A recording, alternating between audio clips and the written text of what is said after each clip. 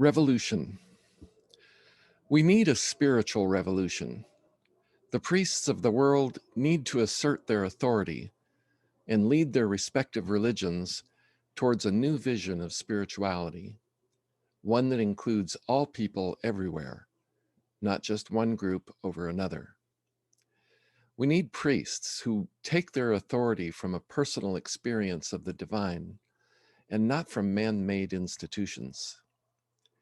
We need priests who respect each other and support each other's work, regardless of which book they read from or the clothes they wear. We need priests who know how to use the word of power, who know that what they bind on earth is bound in heaven, and what they bind in heaven is bound on earth. We need priests who know how to get their prayers answered. Revolution must also be evolution. In fact, why don't we just drop the R altogether and become evolutionaries? We can evolve instead of just revolve. Revolutions often come at a price. They tend to scrap too much of the past in favor of their own radical ideas. Sometimes, mostly by luck, they add one or two good ideas to the world discourse. But the mountains of destruction they leave in their wake are usually devastating. We've been going around and around this same old path for centuries. It's time we climb out of that rut, head straight for the summit, and claim it. Let us rejoice that there are an unlimited number of paths to the top of the mountain and support each other's attempts to get there, and not insist that everyone do it our way. It would be a huge step forward if the spiritual leaders of the world could visit each other's houses of worship and participate in each other's rituals, each acknowledging the validity of the other's spiritual path. No one has to abandon his or her tradition. The different religions don't have to bleed into one amorphous world religion. What would be the point? Since there is strength in diversity, let there be diversity. But let there also be deep and genuine respect for those whose beliefs and practices differ from our own.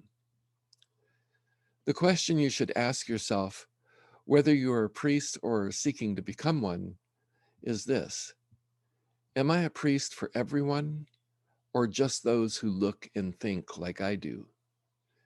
Am I a Christian priest, or am I a world priest? Am I sectarian, or am I a universal servant of God? These are enormously important questions. Unless the community of priests throughout the world, across all lines of demarcation, whether religious, political, or geographical, can unite in one powerful spiritual voice, the chances of humanity surviving with its hard-won civilization intact are slim to none. Our common fate needs global cooperation, like a jumbo jet needs a long runway. Once an A380 leaves the ground, it had better have a place to land. And our technology-based civilization is definitely airborne. But unlike an airplane, our civilization machine has the capacity to grow larger and larger while in flight. It has grown so large, in fact, that no runway exists large enough to catch it, should it require an emergency landing. Our technological infrastructure is too big and too complex for us to turn back now. If it fails, billions of us will die, and all of the spiritual advances we have made will be lost. Forget about spirituality. People's highest aspiration will be simply to survive. Everyone has a right to his or her political beliefs, even priests. But politics has deteriorated into us against them, and a priest can never exclude anyone on the basis of their politics. Our kingdom is not of this world. Our role is that of mediator not that of political or sectarian champion. We cannot advocate for the poor while at the same time demonize the rich. All people have a right to exist, not just the ones we like or with whom we agree. Those aspects of human nature that we find abhorrent will persist long after their current agents have died. They will surface like weeds wherever there is willing soil. It's the aspects themselves that are the enemy, not their human manifestations.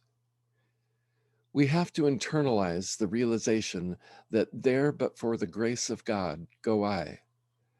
This doesn't mean we have to condone or turn away from horrendous acts.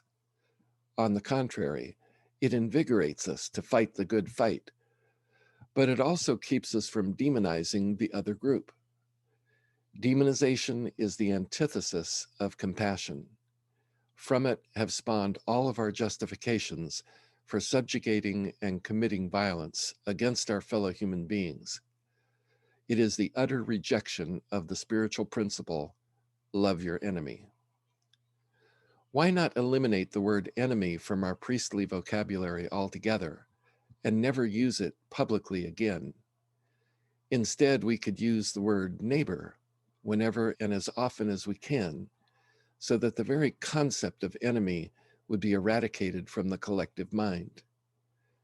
The worst atrocities are simply the manifestations of the suppressed negativity within the collective unconscious. They find their expression in those weakest links of humanity's chain of being.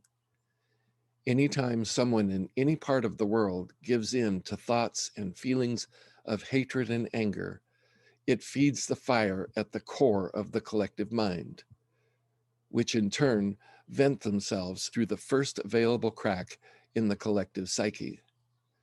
The real war, therefore, is the one inside of us, each and every one of us. This is the holy war, and as priests, we are knights. There is a revolution taking place, an evolution. As priests, we cannot afford to take sides in the outward manifestations of social change. The problems facing the earth today are so large and complex that no one group is capable of solving them. We are all in this together, rich and poor, religionist and atheist, white and other. Our common ground is both literally and figuratively the very ground we stand on, the earth. Let's work together with our brothers and sisters, whoever and wherever they are. Our life depends on it.